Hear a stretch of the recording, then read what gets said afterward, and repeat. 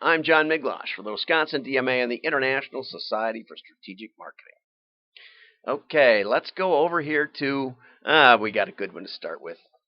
Scott Adams put something up. It's a little small, hard to read, but it basically says, your competition has a superior product, but you can compensate by branding them as evil. This is Dogbird. That's my favorite character. I don't know if you can see him on the wall behind me, but I have my own. Oh, he's around here someplace. Anyway, I got a boss in Dilbert too. I got all three of these guys. Anyway, we can say they charge too much, Dilbert says, or we can say their leather cases are made from the skin of executed criminals. Dilbert says, but that would not be true. Dogbert says, first time doing marketing? And that's what this show is about. The secret techniques of marketing. The only thing you need is enough money to get that lie to spread, and it's best if you use digital marketing with influencers. Anyway, and on that note, we're going to move over to something serious, and this really is serious because it's a big deal today. Personalization. I want to thank Mike O'Brien for this really excellent article in Clicks published today. And so it's big news for Amazon. Shares have surpassed those of Walmart. And they're launching, or they're talking about, an AI recommendation service. And also Amazon they've just announced, or the world has just found out, that Amazon has displaced Apple as the most valuable brand in the world. Okay, wow, that's a big deal. Now, let's talk about Amazon's Personalize. Personalize right here. It's sophisticated. I always like that word because if you look at the Webster's definition of sophisticate, in the 100 years ago, it was to adulterate by overcomplication. I think it's still true today, but it's somehow gotten to be complimentary instead of derogatory. So they're claiming that this recommendation engine is responsible for 35% of Amazon's revenue, which is really hard to believe. But let's just suppose it's true. Okay, then Mike goes on to talk about Forbes' insights. And Forbes surveyed 200 executives, okay? And 40% said that personalization had a direct impact on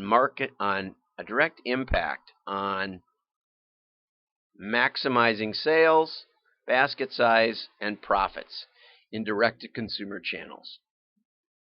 Okay, and that means it's not direct. It means it's indirect. It means it's remote shopping. Okay, it's more difficult to personalize at the cash register. It's not impossible. I proposed it actually to Midwest Express Airlines back in the 90s, but anyway, airline business is tough. And they had old DOS computers running their gate terminals software. Okay, nearly as many reported that personalization has helped increase customer lifetime value and transaction frequency and support their loyalty program. And so respondents were asked, so 40% said it increased the basket size, increased lifetime value, so a bunch of them said it worked pretty well. Okay, now, but despite that, fewer marketers consider personalization to be an immediate priority. Why is that? Well, 46% of executives said they weren't likely to be doing the real good personalization. Well, part of it is that true personalization, according to Mike, requires omni-channel customer profiles. And that's a difficult thing to come up with. Why? Because omni-channel means you sort of know enough, you know about them enough. So Carlson Marketing came to me, and again, could have been, I don't know when, 15, 20 years ago. And they had a program, a sales incentive program, and it was something like pick a gift or something like that.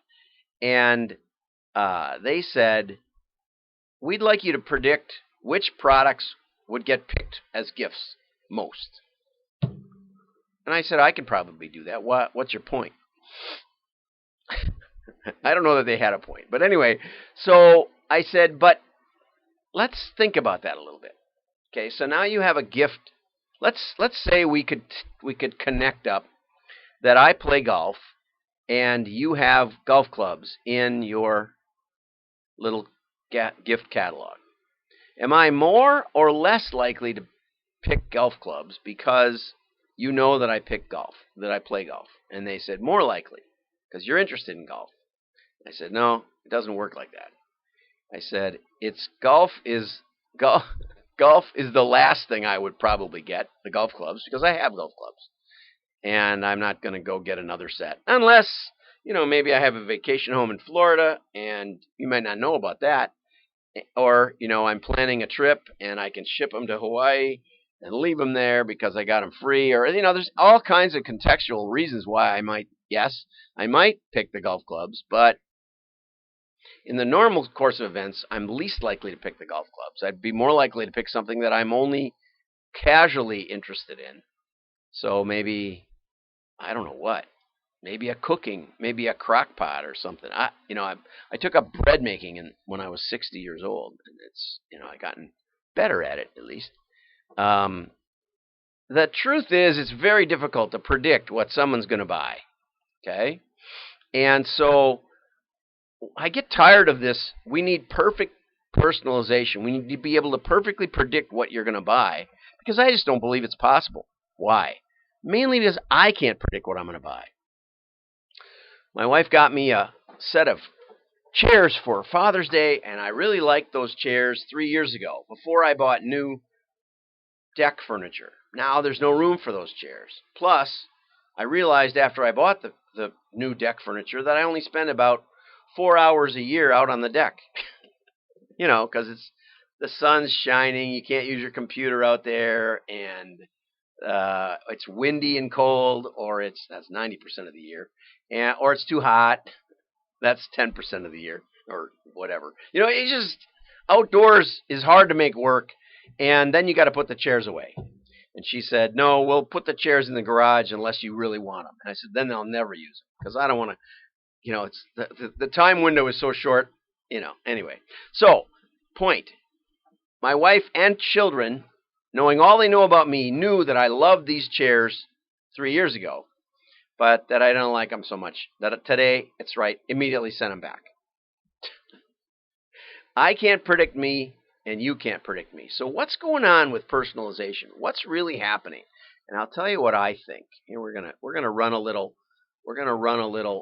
a video. Oops, it's over here someplace. Here we go. And this is from pre-cooked, pre-packaged, plastic-wrapped, instant society. We're faced with so many choices, so many decisions. We have to make them so quickly. None of us can escape the pressures. That's what Future Shock is all about. Written in 1970. Don't fall behind. Keep up with the latest. The latest. Now.